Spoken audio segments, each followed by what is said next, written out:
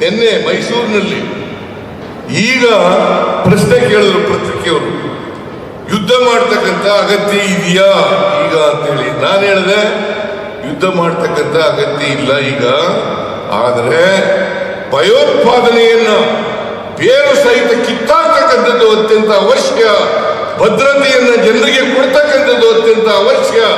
ಆ ಕೆಲಸವನ್ನ ಮಾಡಬೇಕು ಅಂತ ಹೇಳಿದ್ರು. ಕೆಲಸವನ್ನು, ಇದು ಬುದ್ಧನ ನಾಡು, ಭಾರತ ಬುದ್ಧನ ನಾಡು. ನಾವು ಶಾಂತಿ ಪ್ರಿಯರು, ಯಾರ ಮೇಲೂ ಕೂಡ ಅನಗತ್ಯವಾಗಿ ಯುದ್ಧವನ್ನು ಮಾಡಲ್ಲ. ಅನಿವಾರ್ಯವಾದರೆ ಪಾಕಿಸ್ತಾನದ ಮೇಲೂ ಕೂಡ ಯುದ್ಧ ಮಾಡಬೇಕಾಗ್ತದೆ. ನಮ್ಮ ದೇಶದ ಅಖಂಡತೆಯನ್ನ, ಸಾರ್ವಭೌಮತೆಯನ್ನ ಯಾರು ಅದನ್ನ ಕಡಿಮೆ ಮಾಡಲಿಕ್ಕೆ ಪ್ರಯತ್ನ ಮಾಡ್ತಾರೆ, ಅದನ್ನ ಸಹಿಸಲಿಲ್ಲ, ಭಾರತ ಸಹಿಸಲ್ಲ ಅಂತ ಹೇಳಿದಂತ ಮಾತುಗಳನ್ನ ತಿರುಚಿ ಸಿದ್ದರಾಮಯ್ಯನವರು ಪಾಕಿಸ್ತಾನ ಮೇಲೆ ಯುದ್ಧ ಮಾಡೋದು there is no need of war ಅಂತ ಹೇಳ್ತಿದ್ದಾರೆ. There is no need of war.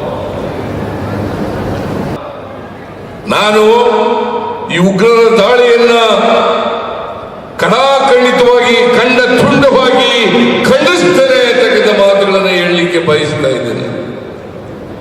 ಯಾವ ಈ ಉಗ್ರರ ದಾಳಿ, ಭಯೋತ್ಪಾದನೆ, ಇವುಗಳನ್ನ ನಾವು ಯಾವತ್ತೂ ಕೂಡ ಸಹಿಸಲ್ಲ ಅಂತಕ್ಕಂಥ ಮಾತುಗಳನ್ನು ಈ ಸಂದರ್ಭದಲ್ಲಿ ಹೇಳಲಿಕ್ಕೆ ಬಯಸ್ತಾ ಇದ್ದೇನೆ.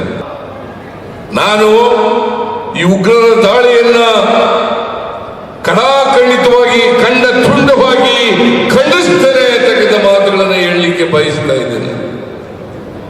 ಯಾವ ಈ ಉಗ್ರರ ದಾಳಿ, ಭಯೋತ್ಪಾದನೆ, ಇವುಗಳನ್ನ ನಾವು ಯಾವತ್ತೂ ಕೂಡ ಸಹಿಸಲ್ಲ ಅಂತಕ್ಕಂಥ ಮಾತುಗಳನ್ನು ಈ ಸಂದರ್ಭದಲ್ಲಿ ಹೇಳಲಿಕ್ಕೆ ಬಯಸ್ತಾ ಇದ್ದೇನೆ.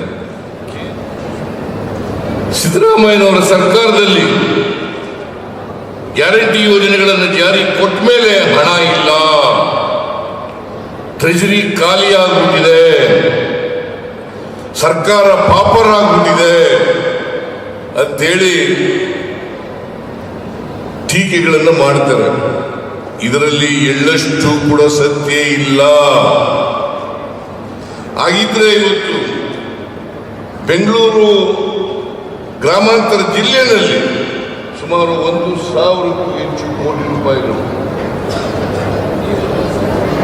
1,000ಕ್ಕೂ ಹೆಚ್ಚು ಕೋಟಿ ರೂಪಾಯಿಗಳು ಉದ್ಘಾಟನೆ ಮತ್ತು ಶಂಕುಸ್ಥಾಪನೆಯನ್ನ ಮಾಡಿದ್ದೇವೆ.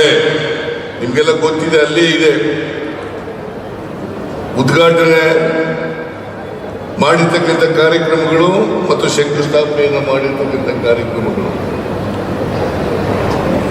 ಪಾಪರಾಗಿರ್ತಕ್ಕಂಥ ಸರ್ಕಾರ ಮಾಡಲಿಕ್ಕೆ ಸಾಧ್ಯ ಇಲ್ಲ. ಟ್ರೆಜರಿ ಖಾಲಿಯಾಗಿದ್ರೆ ಮಾಡಲಿಕ್ಕೆ ಸಾಧ್ಯ ಇಲ್ಲ. ಆರ್ಥಿಕವಾಗಿ ದಿವಾಳಿಯಾಗಿದ್ರೆ ಸಾಧ್ಯ ಇಲ್ಲ. ಭಾರತೀಯ ಜನತಾ ಪಕ್ಷದವರು ಸುಳ್ಳು ಹೇಳ್ಕೊಂಡು ತಿರುಗಾಡ್ತಾ ಇದ್ದಾರೆ. ಇವತ್ತು ಇನ್ನೂ ಒಂದು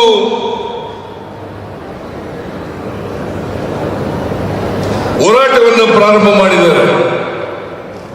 ಆ ಹೋರಾಟ ಅದು ಒಂದು ಆಧಾರ ರಹಿತವಾದಂತ ಹೋರಾಟ.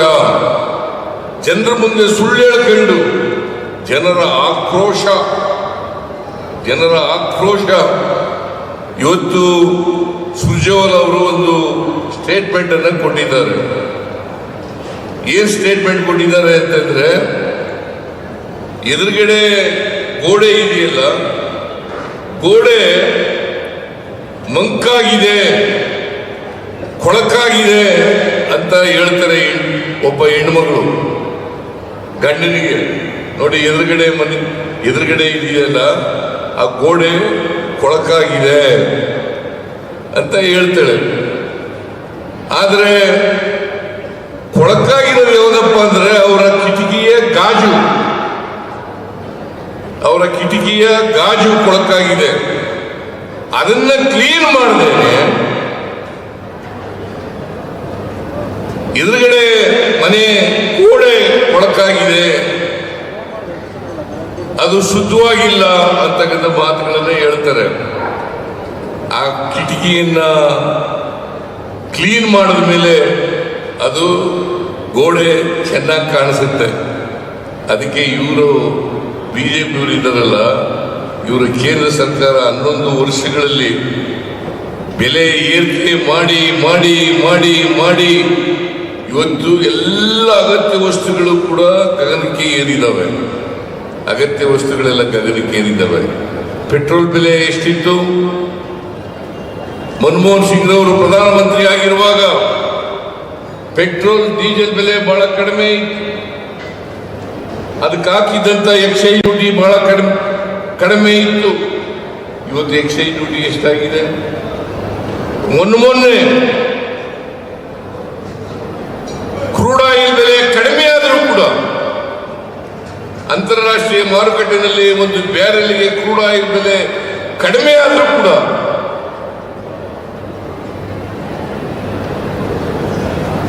₹50 ಒಂದು ಗ್ಯಾಸ್ ಸಿಲಿಂಡರ್ಗೆ ಹೆಚ್ಚು ಮಾಡಿದ್ರು. ಪೆಟ್ರೋಲ್ ಮೇಲೆ ₹2 ತೆರಿಗೆ ಜಾಸ್ತಿ ಮಾಡಿದ್ರು. ಡೀಸೆಲ್ ಮೇಲೆ ₹2 ತೆರಿಗೆ ಜಾಸ್ತಿ ಮಾಡಿದ್ರು. ಇವರು ಜನಾಕ್ರೋಶ ಪ್ರಾರಂಭ ಮಾಡಿದ ಮೇಲೆ ಇದನ್ನೆಲ್ಲ ಮಾಡಿರ್ತಕ್ಕಂಥದ್ದು ಬಹುಶಃ ಇದು ಅವರ ಅರಿವಿಗೆ ಬರಬಹುದು ಅಂತ ಹೇಳಿ ನಾನು ಭಾವಿಸ್ಕೊಂಡಿದ್ದೇನೆ. ಇವತ್ತೇನಾದರೂ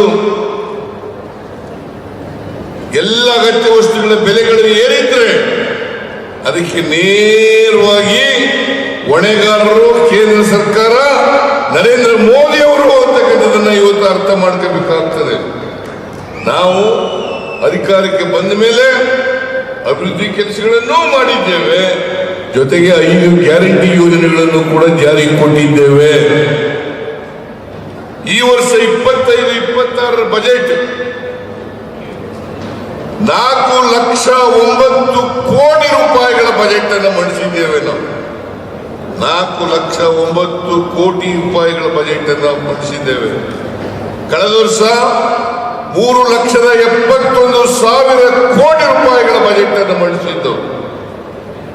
ಒಂದು ಪಾಪರಾಗಿರ್ತಕ್ಕಂಥ ಸರ್ಕಾರದಲ್ಲಿ 38,000 ಕೋಟಿ ಹೆಚ್ಚು ಬಜೆಟ್ ಅನ್ನು ಮಂಡಿಸಲಿಕ್ಕೆ ಸಾಧ್ಯ ಇಲ್ಲ ಅಂತಕ್ಕಂಥದನ್ನ ಬಿಜೆಪಿಯವರು ಅರ್ಥ ಮಾಡ್ಕೋಬೇಕು ಅಂತಕ್ಕಂಥ ಮಾತುಗಳನ್ನು ಹೇಳಲಿಕ್ಕೆ ಬಯಸ್ತಾ ಇದ್ದೇನೆ.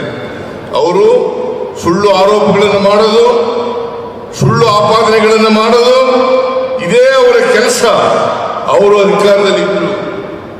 ಬಹುಶಃ ಯಾವತ್ತೂ ಕೂಡ ಕರ್ನಾಟಕದ ಜನ ಅವರಿಗೆ ಅಧಿಕಾರ ಮಾಡಿ ಅಂತೇಳಿ ಬಹುಮತವನ್ನು ಕೊಟ್ಟಿಲ್ಲ.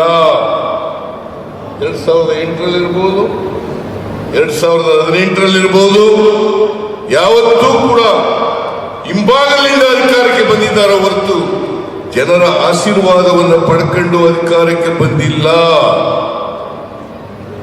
ಇದನ್ನ ಅರ್ಥ ಮಾಡ್ಕೋಬೇಕಾಗ್ತದೆ.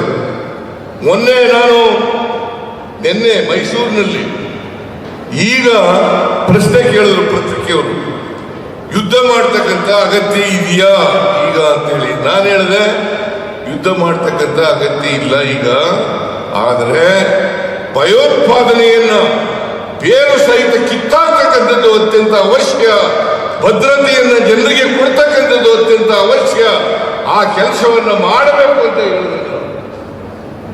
ಕೆಲಸವನ್ನು, ಇದು ಬುದ್ಧನ ನಾಡು, ಭಾರತ ಬುದ್ಧನ ನಾಡು.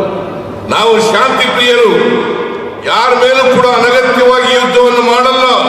ಅನಿವಾರ್ಯವಾದರೆ ಪಾಕಿಸ್ತಾನದ ಮೇಲೂ ಕೂಡ ಯುದ್ಧ ಮಾಡಬೇಕಾಗ್ತದೆ. ನಮ್ಮ ದೇಶದ ಅಖಂಡತೆಯನ್ನ, ಸಾರ್ವಭೌಮತೆಯನ್ನ ಯಾರು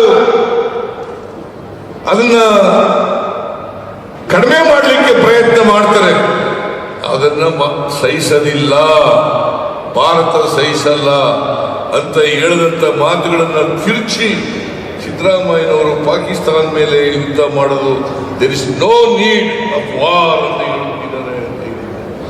there is no need of war. ನಾವು ಯಾವತ್ತೂ ಕೂಡ ದೇಶಕ್ಕೆ ಧಕ್ಕೆ ಆದರೆ, ದೇಶದ ಸಾರ್ವಭೌಮತೆಗೆ ಧಕ್ಕೆ ಆದರೆ, ದೇಶದ ಅಖಂಡತೆಗೆ ಧಕ್ಕೆ ಆದರೆ, ನಮ್ಮ ನೆಲ ಜಲಕ್ಕೆ ಧಕ್ಕೆ ಆದರೆ ಯಾವತ್ತೂ ನಾವು ಸುಮ್ಮನಿರಲ್ಲ. ಯಾರೇ ಆದ್ರೂ ಕೂಡ ಅವ್ರ ಮೇಲೆ ಯುದ್ಧವನ್ನ ಮಾಡೇ ತೀರ್ತೀವಿ. ಅವರನ್ನ ಬೊಕ್ಕು ಬಡಿತಕ್ಕಂಥ ಕೆಲಸ ಕೆಲಸವನ್ನು ಮಾಡ್ತೇವೆ ಅಂತಕ್ಕಂಥ ಮಾತುಗಳನ್ನ ಕೂಡ ನಾನು ಈ ಸಂದರ್ಭದಲ್ಲಿ ಹೇಳಲಿಕ್ಕೆ ಬಯಸ್ತಾ ಇದ್ದೇನೆ. ಆದರೆ ನಿನ್ನೆ ಹೇಳಿದ್ದು, ಇವತ್ತು ಪಾಕಿಸ್ತಾನ ಮೇಲೆ ಯುದ್ಧ ಮಾಡ್ತಕ್ಕಂಥ ಅಗತ್ಯ ಇಲ್ಲ, ಅನಿವಾರ್ಯವಾದರೆ ಯುದ್ಧ ಮಾಡೋಣ. ಇದು ಬುದ್ಧನ ನಾಡು, ಬಸವಣ್ಣನ ನಾಡು. ಅದರಿಂದ ಅದನ್ನು ನಾವು ಶಾಂತಿ ಪ್ರಿಯರು ನಾವಾಗಿದ್ದು ಯಾರ ಮೇಲೂ ಕೂಡ ಯುದ್ಧ ಮಾಡಲಿಕ್ಕೆ ಹೋಗಲ್ಲ. ಆದರೆ ನಮ್ಮನ್ನು ಕೆಣಕಿದ್ರೆ ನಾವು ಸುಮ್ಮನೆ ಇರಲ್ಲ ಅಂತಕ್ಕಂಥ ಮಾತುಗಳನ್ನ ಹೇಳಿದೆ. ಯಾಕೆಂತಂದ್ರೆ ಈ ಕಾಶ್ಮೀರದಲ್ಲಿ ಮೊನ್ನೆ ನಡೆದಂತ ಘಟನೆ ಆ ಘಟನೆ 26 ಜನ ಭಾರತೀಯರನ್ನ ಉಗ್ರರು ಕೊಂದಾಕಿದ್ದಾರೆ. ಕೆಲವು ವರ್ಷಗಳ ಹಿಂದೆ 40 ಜನ ಪುಲ್ವಾಮಾ ಇನ್ಸಿಡೆಂಟ್, 40 ಜನ ಸೈನಿಕರನ್ನು ಕೊಂದು ಹಾಕಿದ್ರು. ಭಾರತ ಅವತ್ತಿಂದ ಎಚ್ಚೆತ್ತುಕೊಂಡಿದ್ರೆ ಅನೇಕ ಜನ ಕಾಶ್ಮೀರಕ್ಕೆ ಪ್ರವಾಸಿಗರು ಹೋಗ್ತಾರೆ. ಅಲ್ಲಿ ಭದ್ರತೆಯನ್ನ ಏರ್ಪಾಡು ಮಾಡಿದ್ರೆ ಅಷ್ಟು ಜನ ಸಾಯ್ಲಿಕ್ಕೆ ಸಾಧ್ಯ ಇರ್ತಿರ್ಲಿಲ್ಲ. ನಾನು ಈ ಉಗ್ರರ ದಾಳಿಯನ್ನ ಕಡಾಖಂಡಿತವಾಗಿ ತುಂಡವಾಗಿ ಖಂಡಿಸ್ತೇನೆ ಅಂತಕ್ಕಂಥ ಮಾತುಗಳನ್ನು ಹೇಳಲಿಕ್ಕೆ ಬಯಸ್ತಾ ಇದ್ದೇನೆ. ಯಾವ ಈ ಉಗ್ರರ ದಾಳಿ, ಭಯೋತ್ಪಾದನೆ, ಇವುಗಳನ್ನ ನಾವು ಯಾವತ್ತೂ ಕೂಡ ಸಹಿಸಲ್ಲ ಅಂತಕ್ಕಂಥ ಮಾತುಗಳನ್ನು ಈ ಸಂದರ್ಭದಲ್ಲಿ ಹೇಳಲಿಕ್ಕೆ ಬಯಸ್ತಾ ಇದ್ದೇನೆ.